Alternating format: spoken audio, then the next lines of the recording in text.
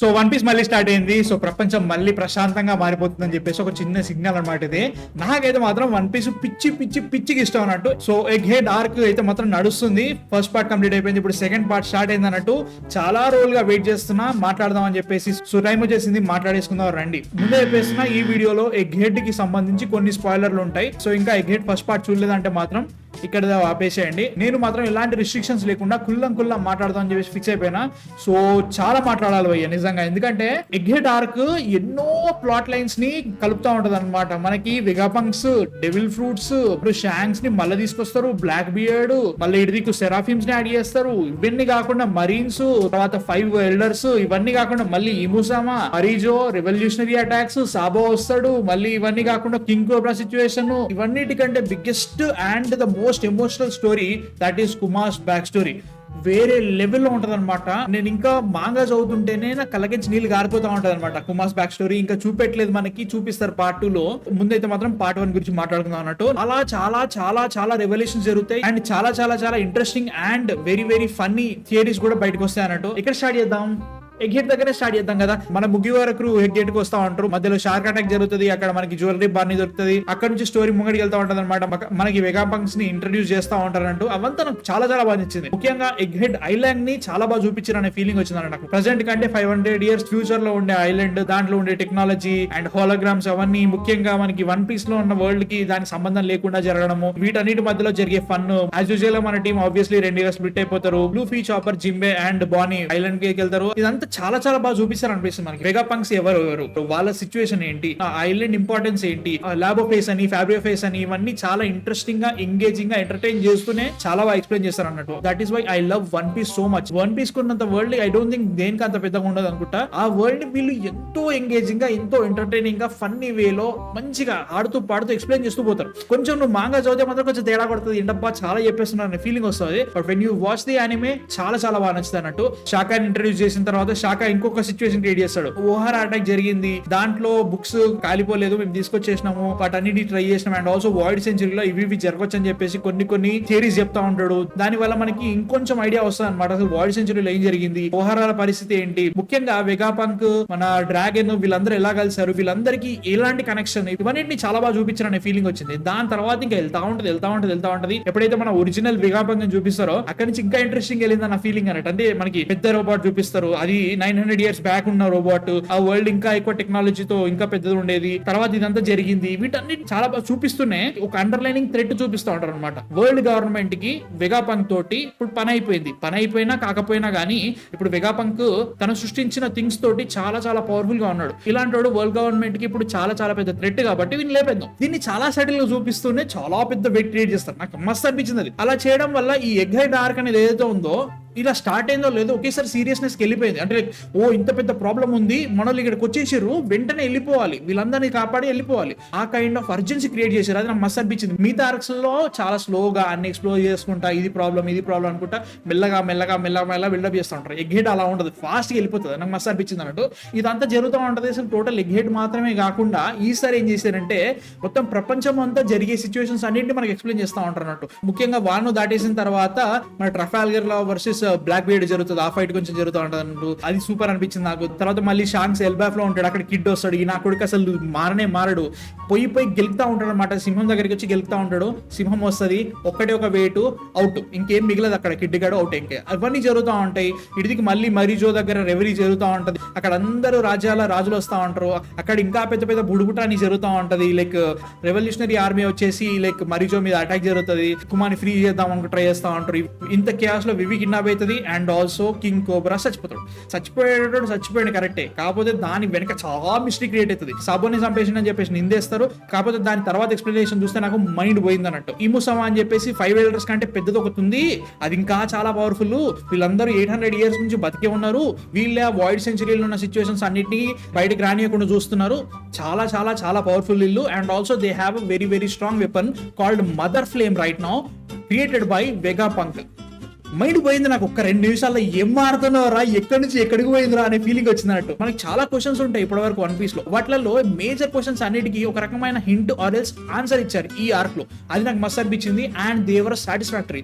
అవి మస్త్ అనిపించినాయి అన్నట్టు. ఇవన్నీ జరుగుతూ ఉంటే మరిజో దగ్గర ఆగమాగం అవుతున్నాయి అన్నప్పుడు కూడా మనకు ఆల్రెడీ స్టార్టింగ్ నుంచి మనకి సెరాఫిమ్స్ అని చెప్పేసి ఇంట్రొడ్యూస్ చేస్తూ ఉంటారు. మనకు ఆల్రెడీ 7 వార్లార్డ్స్ ఎవరుతున్నారో వాళ్ళని రెప్లికేట్ చేస్తూ పాసిఫిస్టర్స్ క్రియేట్ చేస్తారు. అవి చాలా చాలా స్ట్రాంగ్ ఉంటాయి. వీటితోటి మధ్యలో ఎప్పుడైతే CP0 వస్తుందో మన రాబ్లుచియన్ గ్యాంగ్ వాళ్ళు వెగాపంక్ చంపుదామని ట్రై చేస్తారు. ఆర్డర్ హైరార్కీ ఉంటుంది. వాళ్ళు 5 ఎల్డర్స్ అనుకుంటా, వెగాపంక్, సెంటోమారు, తర్వాత CP0 ఇట్లా ఉంటుంది అనుకుంటా, నేను మర్చిపోయినా. దాన్ని వాళ్ళు చూపించిన విధానం మళ్ళీ ఒక సిచ్యువేషన్ లో సెంటోమారు వచ్చేసి లేదు మీరు CP0 మాట వినకండి నేను చెప్తున్నా వాళ్ళని అటాక్ చేయంటారు.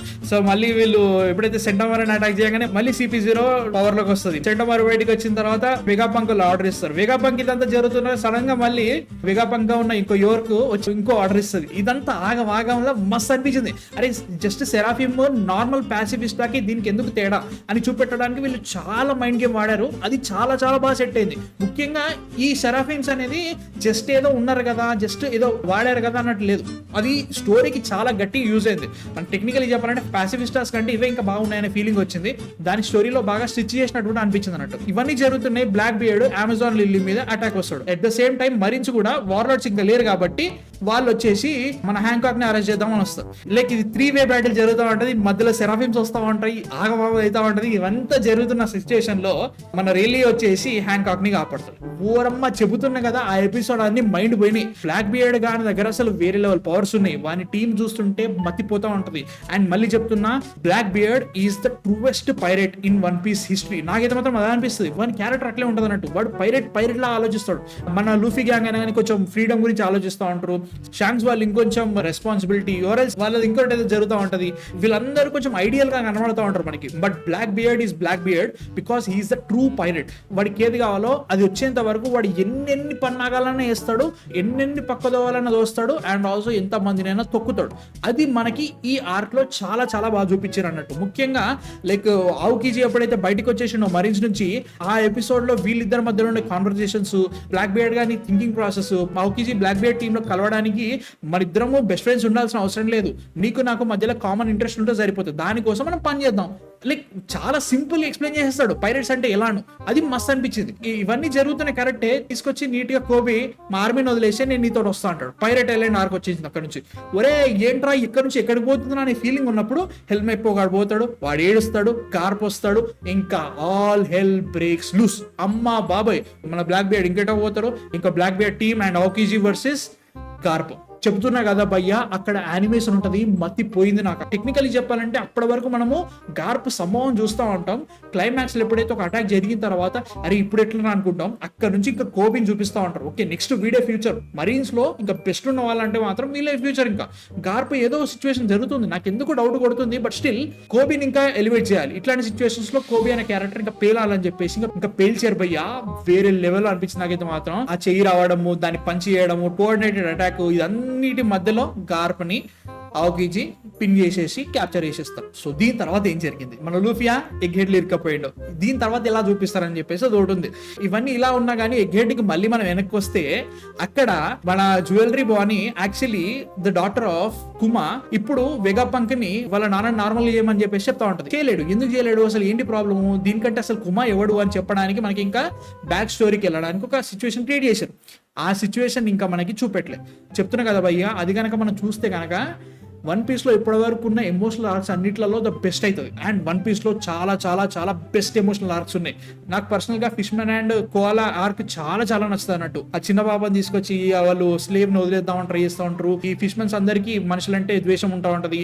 ఈ పాపని తీసుకొచ్చిన తర్వాత ఈమె ప్రవర్తన మనకి ఎవ్రీ సింగిల్ మినిట్ ఏడ్పిస్తా ఉంటది అన్నట్టు. చాలా చాలా బాగుంటది. చెబుతున్నా దాని ఇది టాప్ చేస్తుంది, no doubt about it. Kuma is one of the best characters. ఇంకా మనం ఏది చూడలేదు, చూపెట్టలేదు కూడా. వీళ్ళు మాంగా చదివినకి అర్థమవుతుంది నేను ఏం చెప్తున్నాను, అంత బాగుంటది. ఇవన్నీ పెడుతుంటే ఇంకా యోర్కు బిట్రేయల్ అవుతా ఉంటది. అదంతా జనరల్ మన One Piece like Straw Hat కి ఏం ప్రాబ్లం వచ్చినా జరుగుతాం కదా, అదంతా చూపిస్తా ఉంటారు. అండ్ చాలా ఇంట్రెస్టింగ్ గా లుచి వర్సెస్ లూఫీ. చెబుతున్నా కదా, లుచిని కొడతాడయ్యా, కుక్కని కొట్టినట్టు కొడతాడు. ఫైట్ స్టార్టింగ్ లో మన లుచి కూడా పెద్ద బిల్డప్ కొడతా ఉంటాడు. నేను ఇప్పుడు చేస్తా లూఫీని, వాడి ఎంపరర్ అయితే బొక్క అయితే అని చెప్పేసి స్టార్ట్ చేస్తాడో ఇంకా కొడతాడు చూడు మన లూఫీ గడు, అమ్మ బాబోయ్ మస్త్ అనిపించింది అన్నట్టు. But unexpected turn of events, Lucci gang ఇప్పుడు స్ట్రా హ్యాట్స్ తో కలిసి వర్క్ చేయాలి, సిచ్యువేషన్ అట్లా అయిపోయింది. టోటల్ ఎగ్ హెడ్ మీదకి బస్టర్ కాల్ కి అమ్మ మొగుడైన రేంజ్ లో 100 షిప్లు 30,000 మంది సోల్జర్స్ వచ్చేసి అటాక్ చేద్దామని ప్లాన్ చేస్తూ ఉంటారు. దీంట్లో one of the Gorosei Saint Saturn గాడు వస్తాడు. ఇదంతా జరుగుతూ ఉంటది. చెప్తున్నా కదా, second part of Egghead will be way way way way more entertaining in the first part. అసలు ఇంకా చెప్తున్నా కదా, అన్ఎక్స్పెక్టెడ్ థింగ్స్ అని జరుగుతూ ఉంటాయి. ఎల్వాఫ్ 5 ఎల్డర్స్ వీటన్నిటి మధ్యలో మన గేర్ 5 లూఫీ, అండ్ దాని గురించి ఆల్రెడీ మనకి ఎక్స్ప్లెనేషన్ ఇచ్చేసారు. గమ్ ఫ్రూట్ లాంటి ఎలాంటి డెవిల్ ఫ్రూట్ లేనే లేదు, దిస్ ఈజ్ సన్ గాడ్ నీకా జోన్ టైప్ ఫ్రూట్, ఇవన్నీ ఎక్స్ప్లెనేషన్ ఇచ్చుకుంటూనే చెబుతున్నా కదా, సెకండ్ పార్ట్ మతిపోతా ఉంటది. అండ్ సెకండ్ పార్ట్ లో వచ్చిన ఫస్ట్ 2 ఎపిసోడ్లు అయితే మాత్రం సాలిడ్ గా ఉన్నాయి. ఫస్ట్ ఎపిసోడ్ లో యోర్క్ ని బట్టేసుకున్నారు, అది చూపించిన విధానం మస్తుంది టోటల్. అంటే లైక్ నేను ఆల్రెడీ మంగా చదివినా, బట్ దీంట్లో చూపించిన విధానం కేక్ ఉంది అన్నట్టు. వీళ్ళు గోరోసే నిజంగానే యోర్క్ తో నెగోషియేట్ చేస్తున్నట్టు చూపించి, షీ వాజ్ ఇన్ కంట్రోల్ అన్నట్టు చూపించుకుంటూ సడన్ గా ఏడ్చి నన్ను కాపాడండి లూఫీ వాళ్ళు పట్టుకున్నారు అన్నప్పుడు ఓరయ్య ఇదిరా హయ్యి అండ్ ఆల్సో మనోడు తీసి మోసి ఒరే ఓ మంకీ లూఫీ కైజోకు ఓనినారు ఒతకదో అన్నప్పుడు ఇద్దరా కావాల్సింది అనే ఫీలింగ్ వచ్చింది. That was One Piece, that is One Piece. అందుకే నచ్చుతుంది ఉంటుంది. బయటికి చూడడానికి వన్ పీస్ చాలా నార్మల్ గా అనిపిస్తూ ఉంటుంది. ఓకే, ఒక పైరట్ గ్రూప్ సముద్రం మీకు వెళ్ళేసి అడ్వెంచర్స్ చేస్తున్నట్టు అనిపిస్తూ ఉంటుంది. బట్ డీప్ డౌన్ వెళ్తే వన్ పీస్ లాంటి స్టోరీ ఇప్పటివరకు నేను చూడలేదు. ఎందుకంటే దీంట్లో ఎన్నో లేయర్స్ ఉంటాయి, ఎన్నో కథలు ఉంటాయి, ఎన్నో ఆర్క్స్ ఉంటాయి. వాటిని వీళ్ళు చూపించిన విధానం వేరే లెవెల్లో ఉంటాయి. ఎవ్రీ సింగిల్ థింగ్ ని వీళ్ళు పిన్ పాయింట్ చేసి చూపిస్తూ ఉంటారు. డిస్క్రిమినేషన్, రేసిజం, బతుకంటే ఏంటి, లవ్ అంటే ఏంటి, ద్వేషం అంటే ఏంటి, జనాలు ఎందుకు ఇంత దారుణంగా ఉన్నారు. దీనిలో మధ్యలో ఒక పొలిటికల్ థ్రిల్లింగ్ గేమ్ నడుస్తూ ఉంటుంది, ప్రొపగాండా నడుస్తుంది, వరల్డ్ గవర్నమెంట్ ఏంటి ఇలా ఉంది. మరీన్స్ అంటే దీనిలో మంచోళ్ళు ఉన్నారు, చెడ్డోళ్ళు ఉన్నారు. వీటన్నిటిలో పైరట్స్ అనే వాళ్ళు కూడా మంచోళ్ళు ఉన్నారు, చెడ్డోళ్ళు ఉన్నారు. ఇవన్నీ కలిసి ఒక ప్రపంచంగా వన్ పీస్ అనే వరల్డ్ ఎలా ఉంది చెబుతున్నా కదా, చెప్పలేకపోతున్నా, నాకు మాటలు రావట్లేదు అనమాట. అంత గొప్ప స్టోరీ. ఇప్పట్లో ఎండ్ అయ్యే ఛాన్స్ అయితే లేదనిపిస్తుంది. 2026 అంటున్నారు, ఐ డోంట్ థింక్ సో, ఇంకా టైం పడుతుంది. బట్ మనమైతే ఎండింగ్ ఆర్క్ లోకి వచ్చేసినాం. అన్నిటి ఇంకా చూపిస్తా ఉంటారు. వీటన్నిటి మధ్యలో మదర్ ఫ్లేమ్ అనేది ఒకటి చూపించారు. ఆ మదర్ ఫ్లేమ్ అటాక్ అయితే మాత్రం బతిపోతుంది అన్నట్టు. మళ్ళీ దాని వల్ల రిపర్కషన్స్, లులుషియా అనే ఐలాండ్ ఎగిరిపోయిన తర్వాత అక్కడ పెద్ద హోల్ పడితే ఆ హోల్ వల్ల ఎర్త్ క్వేక్ వచ్చేసి మొత్తం ప్రపంచం మొత్తం సముద్ర మట్టం 1 మీటర్ పెరిగింది. ఇక్కడ నుంచి చెప్తారు కదా, పోతుంది ఎక్కడికో పోతుంది, ఇది మామూలుగా ఉండదు అన్నట్టు. ఈ మధ్యలో మనకి ఇంకా ఫిష్మన్ ఐలాండ్ ఉంది, అండ్ ఆల్సో 3 ఏన్షియంట్ వెపన్స్ ఉన్నాయి, Pluton, Uranus and also Neptune. వీటన్నిటి వీళ్ళు ఎలా చూపిస్తా అర్థమైతే లేదు. చెప్తున్నా, Wano was one of the best arcs in One Piece. Egghead దాన్ని పారదొబ్బింది ఇప్పుడు ఆల్రెడీ.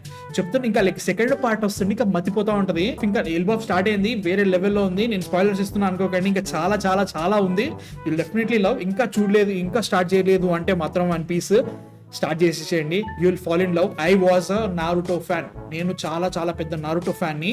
వన్ పీస్ ఏంటబ్బా 1000 ఎపిసోడ్లు ఉన్నాయి, చూడాలి అవసరమా అనుకున్నా. స్టార్ట్ చేసిన 50 or 60th ఎపిసోడ్ ఇంకా నాకు మతిపోయింది. ఇంకా అప్పటి నుంచి నాకు అర్థమైంది, ఇప్పుడు నారుటో బెటరా వన్ పీస్ బెటరా అనుకుంటే మెల్లమెల్లగా వన్ పీస్ పెరుగుతూ ఉంది. బట్ నేను చెప్తున్నా, నారుటో నాకు ఎంత ప్రేమైనా కానీ One Piece is on another level man. అంత బాగుంటది. ఇంకా చూడలేదంటే మాత్రం స్టార్ట్ చేయండి. చాలా లెంత్ ఉంది, అండ్ ఆల్సో తెలుసుగా మనకి సాగతిస్తారు ఎపిసోడ్ గట్టి కొడితే 20 నిమిషాల్లో 12 నిమిషాల స్టోరీ ఉంటుంది, మీతో అంతా రీకాప్లో ఉంటాయి. అట్లా అనుకుంటే వన్ పేస్ అని చెప్పేసి ఒక వెబ్సైట్ ఉంటుంది. దాంట్లో ఈ రీక్యాప్స్ వీటన్నిటిని కట్ చేసేసి ఒక paced version of One Piece ని చూపిస్తూ ఉంటారు. Try that, really good. నాకు చాలా చాలా బాగా నచ్చింది. సూపర్ కూడా ఉంది, చూసేయండి. ఎవ్రీ ఆర్క్ మంచిగా ఉంది అన్నట్టు చెప్తున్నా. You are missing a lot if you are missing One Piece. ఖచ్చితంగా చూడండి. ఇంకా గెట్ పార్ట్ 2 కంప్లీట్ అయిపోయిన తర్వాత మాట్లాడేసుకుందాం.